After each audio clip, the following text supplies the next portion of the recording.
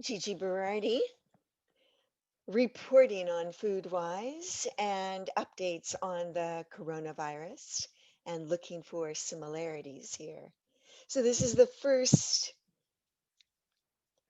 podcast that I've had where I haven't started with Gigi Berardi recording FoodWise. It's the first one of 2021, also. So, tonight I am going back to kind of the original format of the podcast, which was to report on news stories for the day, particularly as it relates to um, the current largest threat to certainly global resilience and resilience also at the national and from national household level, and that is the coronavirus epidemic and endemic. So the word protect appears a couple dozen times in FoodWise.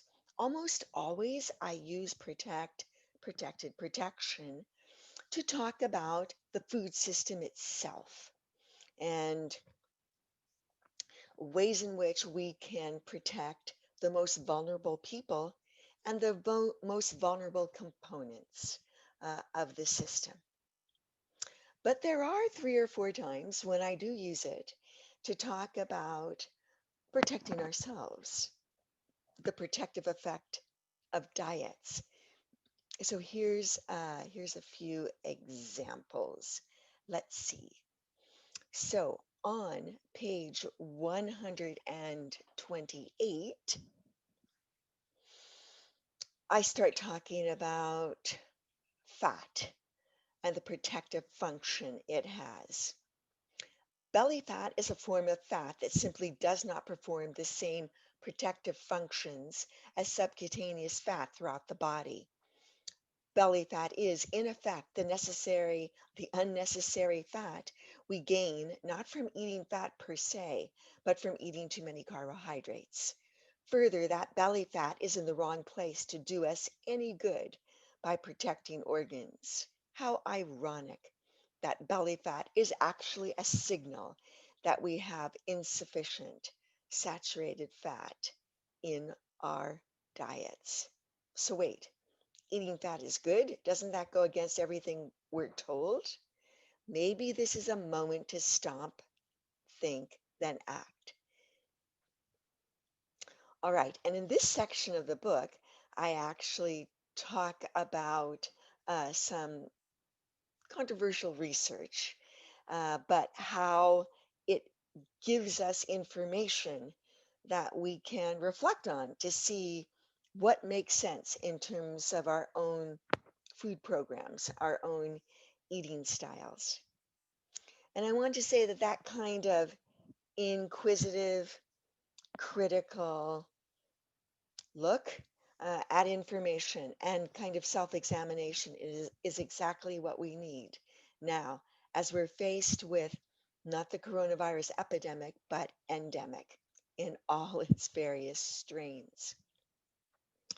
The second article is interesting. So the first from The Guardian, the second from The Washington Post, that is suggesting that we should delay the second dose of the coronavirus vaccine. And it lays out why, but also what the implications of this are. But the gist of this is that we should be protecting our uh, very elderly, that is 75 years and and older.